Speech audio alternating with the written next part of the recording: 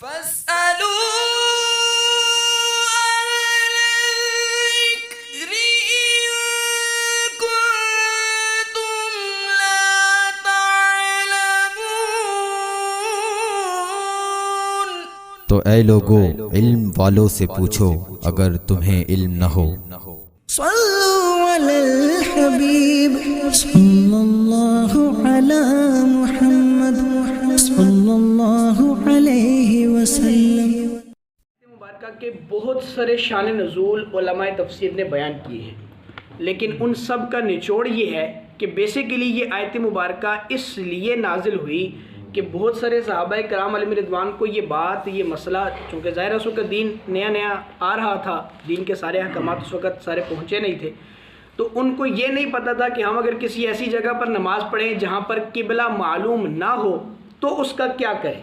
تو پھر یہ آیت مبارکہ نازل ہوئی کہ جہاں پر تم ہوگے اگر تمہیں قبلہ معلوم نہیں تو یہ جو تحری کی جاتی ہے، ہم استقبال قبلہ جو نماز کی شرط ہے، جب اس کا بتایا جاتا ہے تو پھر ساتھ میں تحری کا بتایا جاتا ہے کہ جب تمہیں قبلہ معلوم نہیں، تم کسی ایسی جگہ پر ہو، کسی مسلمان سے پوچھ بھی نہیں سکتے، وہاں کے رہائشی مسلمان سے، کسی جنگل میں، پہاڑ میں، بیابان میں، میدانی علاقے میں جہاں کوئی پاس نہیں ہے، تو وہاں پر پھر تحری کی جائے کہ میں کتنا سفر کر کے آیا، اس میں کتنے موڑ آئے، میں کس طرف مشرق کی طرف ہو گیا، مغرب کی طرف، شمال جنوب کہاں چلا گیا، اور یہاں پر قبلہ کس طرف بنتا ہے، تو یوں تحری کرے، سوچے، اور سوچ کر پھر جس طرف اس کا دل جمتا ہے اس طرف جو ہے وہ منہ کر کے نماز پڑھ لے۔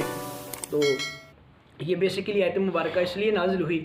اور سواری میں جب ہم جا رہے ہوتے ہیں، جو کہ آج کل تو سواریاں خیر ٹرین وغیرہ میں جیسے کبھی نماز پڑھنے کا اتفاق ہو تو اس میں تو جگہ بنی ہوتی ہے نماز کی، ہے جہاز میں نماز کی جگہ بنی ہوتی ہے، تو وہاں سمت قبلہ کی طرف منہ کیا جا سکتا ہے، لیکن پرانی سواریاں چونکہ اونٹ گھوڑے وغیرہ کی سواری تھی تو سواری جس طرف جا رہی ہے اسی طرف منہ کر کے نماز پڑھنے کی بھی اس میں اجازت دی گئی ہے مخصوص صورتوں میں، وہ اس کی تفصیل میں ہم نہیں جاتے، لیکن اتنا صرف سمجھنے کے لیے کافی ہے کہ یہ آیت مبارکہ ان کے شان نزول میں، ان کے حق میں بھی یہ نازل ہوئی۔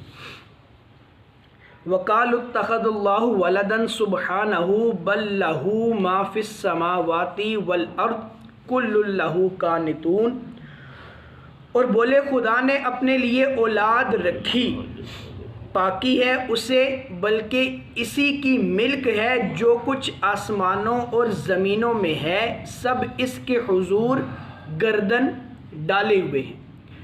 حضرت عزیر کو یہودیوں نے اور حضرت عیسیٰ کو عیسائیوں نے اور فرشتوں کو مشرکین مکہ نے اللہ کا بیٹا اور فرشتوں کو اللہ کی بیٹیاں کہہ کر پکارا۔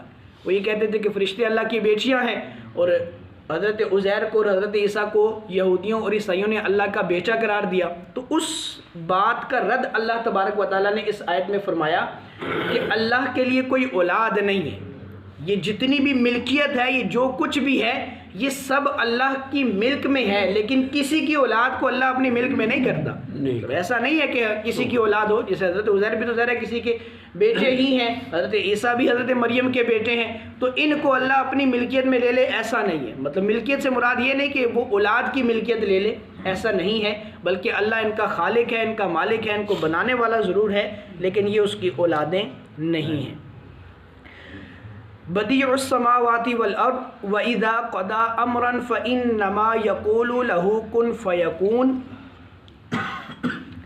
نیا پیدا کرنے والا آسمانوں اور زمین کا، اور جب کسی بات کا حکم فرمائے تو اس سے یہی فرماتا ہے کہ ہو جا، تو وہ فوراً ہو جاتی ہے۔ سبحان اللہ، سبحان بدیع السماوات، بدی کہتے ہیں ہر وہ چیز جو پہلے سے موجود نہ تھی اور اس کی کوئی مثال بھی نہیں تھی۔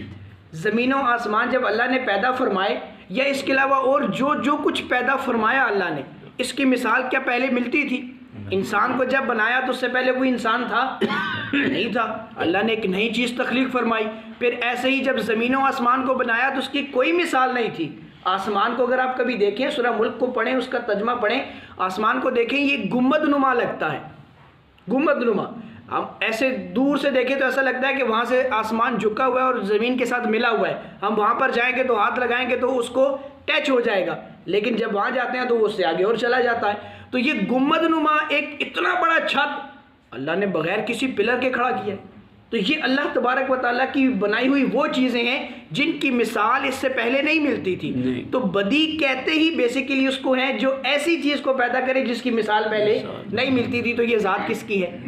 اللہ تبارک و تعالیٰ کی. اللہ کے علاوہ اور کون ہے ایسا جو بغیر کسی مثال کے کوئی نئی چیز بنا لے؟ یہ اللہ ہی تبارک و تعالیٰ ہے. تو اللہ فرماتا ہے، اور پھر اس میں دوسری بات اللہ نے یہ ارشاد فرمائی کہ یہ جب زمین و آسمان بنائے تو اس کے بنانے میں اللہ کو کوئی مشقت نہیں ہوئی، کوئی تھکن نہیں ہوئی کہ ایسا ہے کہ مطلب زمین و آسمان اتنے بڑے بنائے، 7 آسمان بنا دیے، 7 زمینیں بنا دی، اللہ تھک گیا. نہیں، اللہ نے ارادہ کیا، صرف ارادہ کیا. اور اس ارادہ کرنے میں اس اتنی قطعیت پائی جاتی ہے کہ جب اللہ نے ارادہ کیا اور فرمایا کن فیکون تو وہ فوراً ہو گیا. جیسے ہی کن فرمایا کہ ہو جا تو وہ فوراً ہو گیا. ہاں یہ ہے ایک الگ بات کہ اللہ تبارک و تعالیٰ نے زمین و آسمان کو 7 دنوں میں پیدا فرمایا. یہ اس کی حکمت تھی. ایسا نہیں ہے کہ مطلب اس کو بنانے میں کوئی مشکل درپیش تھی تو اس لیے 7 دن لگے، ایسا نہیں ہے. بس وہ اس کی حکمت تھی، اور یہ حکمت بھی آگے قرآن پاک میں ہی اس کی تفصیل آئے گی تو پھر انشاءاللہ وہاں پر ذکر کریں گے کہ اللہ کی کیا حکمتیں اس میں پوشیدہ تھیں. تو اللہ تبارک و تعالیٰ نے حکمت کے ساتھ اس کو جو ہے وہ 7 دنوں میں پیدا فرمایا. اس کے علاوہ بقیہ جو بھی چیزیں ہیں اللہ تبارک و تعالیٰ جب کسی بھی چیز کو کن فرماتا ہے تو وہ فوراً وجود میں آ جاتی ہے. یہ اس کے ارادے کی قطعیت ہے. اور حضرت علی کرم اللہ تعالیٰ وجہ الکریم کا بڑا ہی پیارا قول ہے. حضرت علی فرماتے ہیں کہ میں نے اپنے ارادوں کو ٹوٹنے سے اللہ کو پہچانا. کہ اللہ ہے کیوں؟ کیونکہ میرے ارادے ٹوٹ رہے ہیں. اللہ کا ارادہ کبھی نہیں ٹوٹتا. وہ جب ارادہ فرماتا ہے تو اس میں اتنی قطعیت ہوتی ہے کہ وہ ٹوٹ نہیں سکتا. علی چونکہ اللہ کا بندہ ہے تو اس کا ارادہ جو ہے اس میں اتنی قطعیت نہیں پائی جا سکتی، وہ ٹوٹ سکتا ہے. تو حضرت علی فرماتے ہیں کہ میں نے اپنے ارادوں کو ٹوٹنے سے اللہ تعالیٰ کو پہچانا. ہمیں بھی اللہ تبارک و تعالیٰ کی معرفت حاصل کرنی چاہیے، اس کی ذات کی، اس کی تعریفات میں ہمیں مستغرق ہونا چاہیے. اللہ مجھے اور آپ کو ان باتوں پر عمل کی توفیق عطا فرمائے. آمین بجاہ نبی الامین. وآخر دعوانا